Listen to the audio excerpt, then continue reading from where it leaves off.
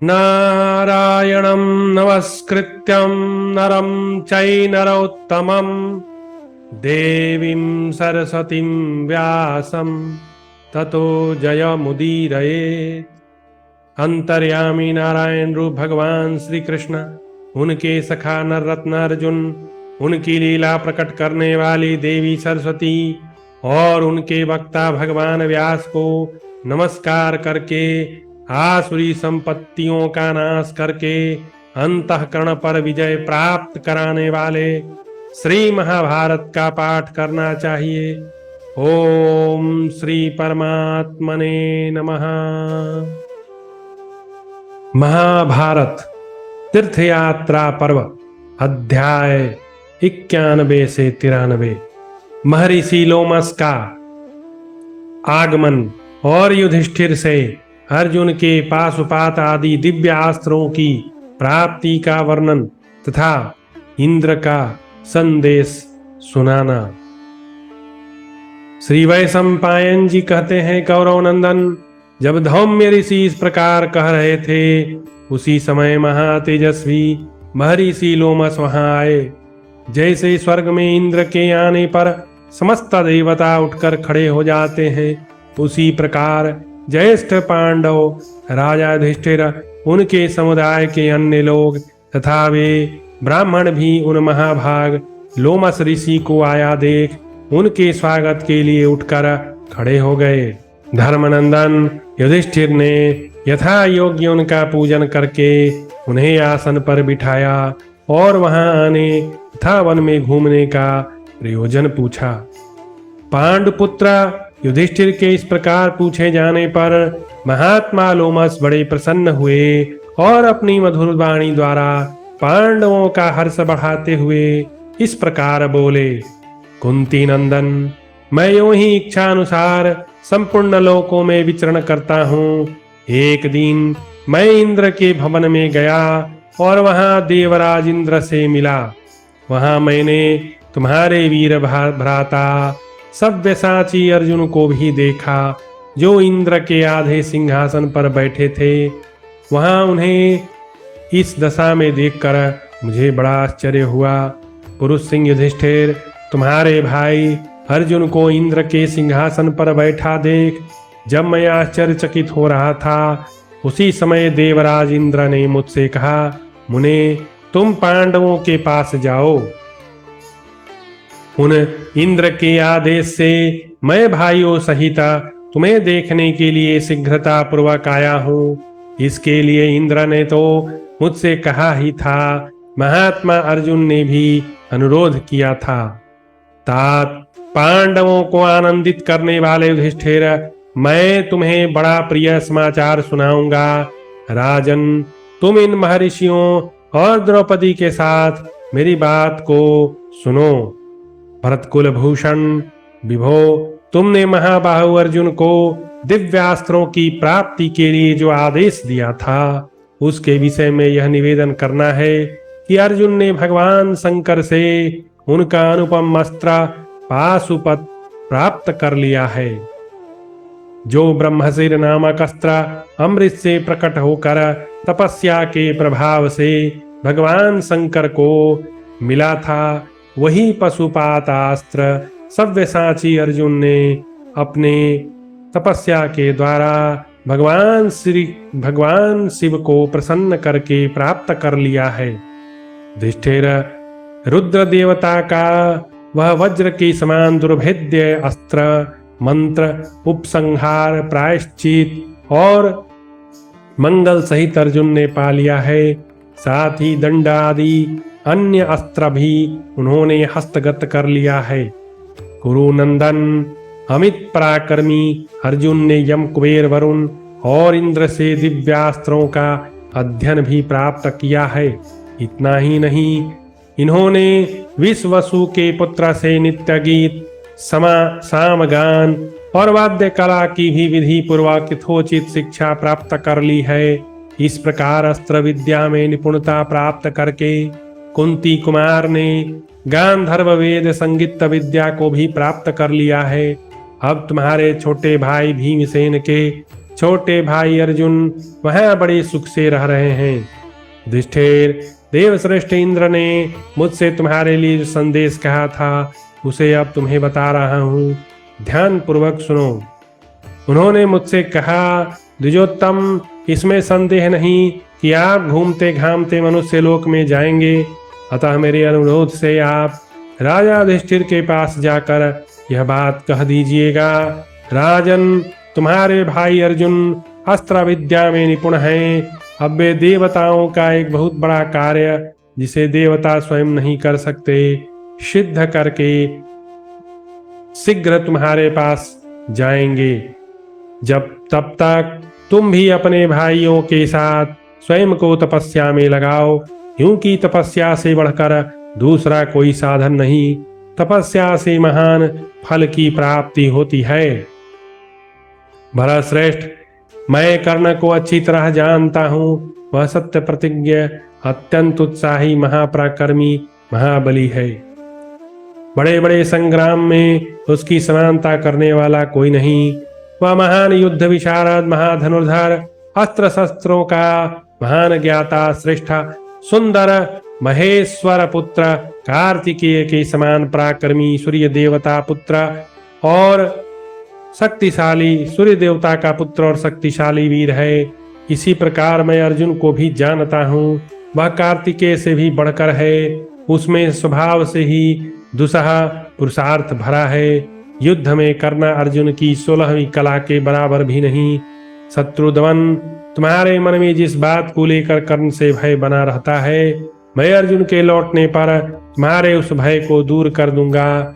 वीरवर, तीर्थ यात्रा के विषय में जो तुम्हारा मानसिक संकल्प है, उसके विषय में महर्षि लोमस निश्चय ही तुमसे सब कुछ बतावेंगे। भरत नंदन, तीर्थों में जो कुछ तपस्या युक्त फल प्राप्त होता है, वह सब ये ब्रह्मर्षि लोमस तुम्हें बताएंगे। तुम्हें उस पर विश्वास करना चाहिए, उसमें अन्यथा बुद्धि नहीं करनी चाहिए। महर्षि लोमस के मुख से इंद्र और अर्जुन का संदेश सुनकर युधिष्ठिर का प्रसन्न होना और तीर्थयात्रा के लिए उद्यत हो अपने अधिक साथियों को विदा करना। अध्याय 92। लोमस मुनि कहते हैं, युधिष्ठिर, जब मैं आने लगा तब अर्जुन ने भी मुझसे जो बात कही वह सुनो। वे बोले, तपोधन, आप मेरे बड़े भैया युधिष्ठिर को धर्मानुकूल राज्य लक्ष्मी से संयुक्त कीजिए। आप उत्कृष्ट धर्मों तपस्याओं को जानते हैं। श्री संपन्न राजाओं का जो सनातन धर्म है, उसका भी आपको पूर्ण ज्ञान है। पुरुष को पवित्र बनाने वाला जो उत्तम साधन है, उसे आप जानते हैं। अतः आप पांडवों को तीर्थ यात्रा जनित पुण्य से संपन्न कीजिए। महाराज युधिष्ठिर, जिस प्रकार तीर्थों में जाएं और वहां गोदान करें, वैसा सब प्रकार से प्रयत्न कीजिएगा। यह बात अर्जुन ने मुझसे कही थी। उन्होंने यह भी कहा, महाराज युधिष्ठिर, आपसे सुरक्षित रहकर सब तीर्थों में विचरण करें। दुर्गम स्थानों और विषम अवसरों में आप राक्षसों से उनकी रक्षा करें। द्विजश्रेष्ठ, जैसे दधीचि ने देवराज इंद्र की और महर्षि अंगिरा ने सूर्य की रक्षा की है, उसी प्रकार आप राक्षसों से कुंती कुमारों की रक्षा कीजिए। बहुत से पिशाच तथा राक्षस जो पर्वतों के समान विशालकाय हैं, आपसे सुरक्षित राजा युधिष्ठिर के पास नहीं आ सकेंगे। राजन, इस प्रकार मैं इंद्र के कथन और अर्जुन के अनुरोध से सब प्रकार के भय से तुम्हारी रक्षा करते हुए तुम्हारे साथ साथ तीर्थ में विचरण करूंगा। कुरुनंदन, पहले 2 बार मैंने सब तीर्थों के दर्शन कर लिए, अब तीसरी बार तुम्हारे साथ पुनः दर्शन करूंगा। महाराज युधिष्ठिर, यह तीर्थ यात्रा सब प्रकार के भय का नाश करने वाली है। मनु आदि पुण्यात्मा राजर्षियों ने इस तीर्थ यात्रा रूपी धर्म का पालन किया है। कुरुनंदन, जो सरल नहीं है, जिसने अपने मन बुद्धि इंद्रियों को वश में नहीं किया, जो विद्याहीन और पापात्मा है, तथा जिसकी बुद्धि कुटिलता से भरी है, ऐसा मनुष्य तीर्थों में स्नान नहीं करता। तुम तो सदा धर्म में मन लगाए रखने वाले धर्मज्ञ सत्य प्रतिज्ञा, सब प्रकार की आसक्तियों से शून्य हो और आगे भी तुम में अधिकाधिक इन गुणों का विकास होगा। कुंती कुमार पांडुनंदन, जैसे राजा भगीरथ हो गए हैं वैसे ही गए आदि राजर्षि हो चुके हैं, था जैसे महाराजा आती हुए हैं वैसे ही तुम भी विख्यात हो।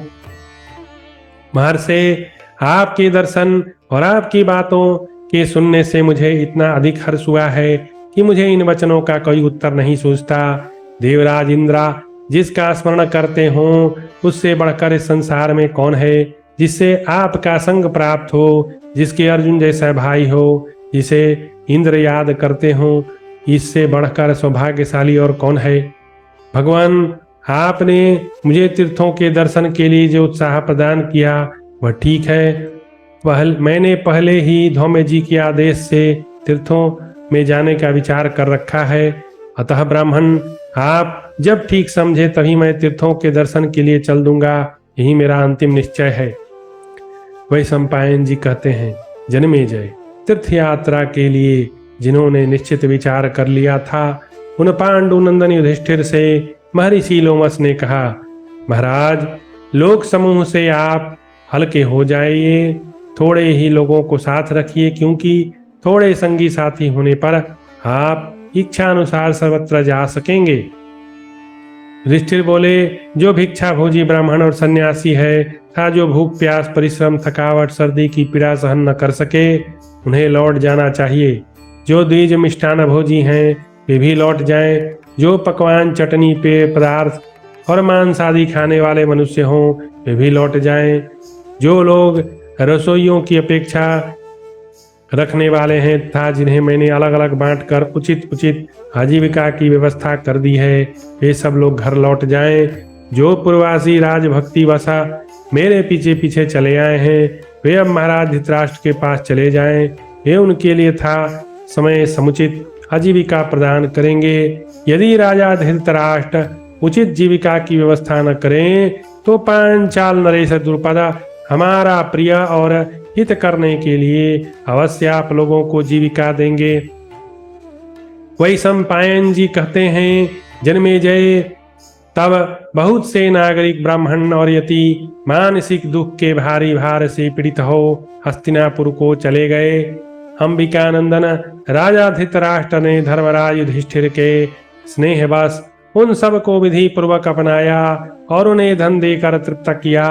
तदनंतर कुंती कुमार युधिष्ठिर थोड़े से ब्राह्मणों और लोमस जी के साथ अत्यंत प्रसन्नता पूर्वक 3 रात तक काम्यक वन में टिके रहे। ऋषियों को नमस्कार करके पांडवों का तीर्थ यात्रा के लिए विदा होना। वैशंपायन जी कहते हैं, राजन, कुंती पुत्र युधिष्ठिर को तीर्थ यात्रा के लिए उद्यत जान काम्यक वन के निवासी ब्राह्मण उनके निकट आकर इस प्रकार बोले, महाराज, आप अपने भाइयों तथा महात्मा लोमस मुनि के साथ पुण्य तीर्थों में जाने वाले हैं। कुरुकुल तिलक पांडुनंदन, हमें भी अपने साथ ले चलें। महाराज, आपके बिना हम लोग उन तीर्थों की यात्रा नहीं कर सकते। मनुजेश्वर, वे सभी तीर्थ हिंसक जंतुओं से भरे हैं, दुर्गम और विषम हैं। थोड़े से मनुष्य वहां की यात्रा नहीं कर सकते। आपके भाई सूरवीर सदा श्रेष्ठ धनुष धारण किए रहते हैं। आप जैसे सूरवीरों से सुरक्षित होकर हम भी उन तीर्थों की यात्रा पूरी कर लेंगे। भूपाल प्रजानाथ, आपके प्रसाद से हम लोग भी उन तीर्थों और वनों की यात्रा का फल अनायास पा लेंगे।